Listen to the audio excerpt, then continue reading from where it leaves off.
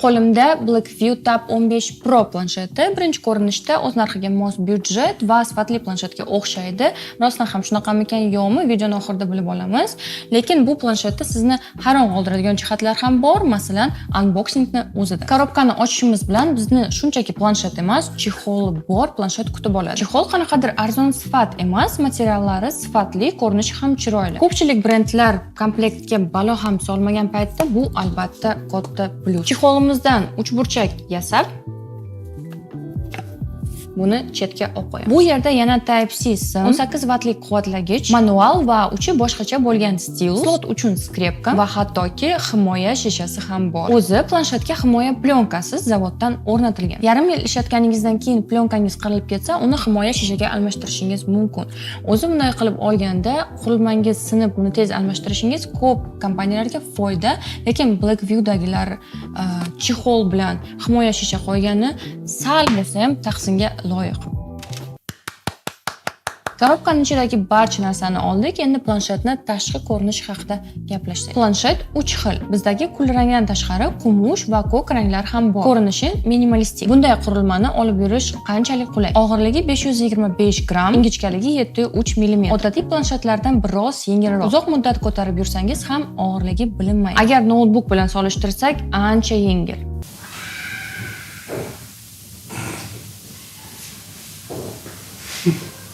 Planshetning korpusi metalldan qilingan, shuning uchun qo'lda ushlash yoqimli va bu yerda 4 ta stereodinamiklar ham bor. Haqiqatdan 4 ta dinamik.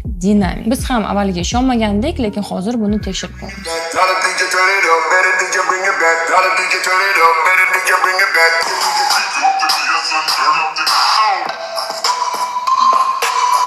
Simli quloqchinlar muxlislari uchun planshetning burchagiga 3,5 mm lik razyom qoldirilgan. Bundan tashqari ikkita sim karta yoki bitta sim va 1 terabaytgacha fleshka o'rnatish mumkin. Lekin barmoq izi skaneri yoki klaviatura ulaydigan magnit afsuski yo'q. Displey yoqilganda e'tibor ramkalarga tushadi. Planshetning ekran ramkalari ja katta emas, lekin iPadlardan keyin masalan biroz xunuk ko'rinadi. Solishtirish albatta adolatli emas, lekin shunchaki sezgan narsa. Ekranning o'zi katta, Full HD+ IPS matritsa.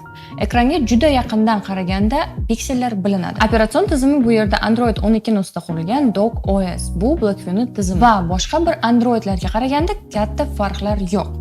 Ortiqcha dasturlar yo'qligi uchun katta respekt. Faqat ofisda ishlaydiganlar uchun oldindan WPS Office paketi tayyor qilib qo'yilgan. Planshetning ishlash tezligi juda ham zo'r deb ayta olmayman, lekin o'ta yomon ham emas. Protsessori Unisoc T606, operativ xotirasi 8 GB, yana 6 GB virtual xotira qo'shilishi mumkin. Qanchalik tez ishlashini PUBG o'ynab qaraydigan bo'lsak, o'rtacha nastroykalarda o'zini yaxshi ko'rsatadi. Maksimal nastroykalarda esa 30 FPS gacha chiqishi mumkin. Unchalik ham mazza qilib o'yna olmaysiz. PUBG o'ynayotgan payt yana bir noqulaylikni sezdim. Agar ikkita barmoq bilan birdaniga bossangiz, personaj boshqa tomonga qarab ketadi. Displeyda multitouch bo'lishiga qaramasdan, u o'yinga moslashmaganga o'xshaydi.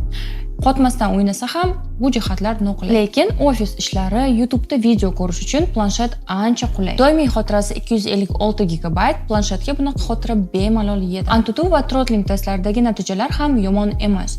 Faqat throttling testning gluklar sababli oxirigacha qila olmadi. 8200 mAh akkumulyatori odatiy foydalanishga 1 kunga yetadi. Ya'ni ozgina o'yin o'ynab, ozgina video ko'rib, asosan ofis ishlarini qilib, matn yozsangiz 8-12 soatgacha ishlab beradi. Faqat video ko'rib, o'yin o'ynasangiz 3-6 soat. Esingizda bo'lsa, komplektida stilus ham bor. Stilusning mana bunday magnitli qopqog'i bor. Uchi esa o'zgacha. Planshetning o'zidagi multitek bloknot dasturida stilus bilan nimadirlar yozish, chizishingiz mumkin. Stilusni juda ham sifatli deb bo'lmaydi, lekin planshetning narxiga nisbatan yomon emas. Eng qizig'i bu kamera. Planshetning kamerasi haqida gapirishdan oldin sizga savol. O'zi planshetga kamera kerakmi? Bu kim? Kameradan foydalanadimi yoki yo'qmi? Albatta izohlarda yozib qoldiring, chunki men planshetning kamerasidan umuman foydalanmaganman. Faqat old kamerasi. Blackview'ning asosiy kamerasi 13 megapiksel, selfie kamerasi esa 8 megapiksel. Wow deydigan darajada rasm videolar chiqarib bo'lmaydi, lekin hujjatlarni rasmga olsangiz hamma yozuvlar yaxshi ko'rinadi. Video oladigan bo'lsak, tez harakatlanadigan jismlarni olishga qiynaladi.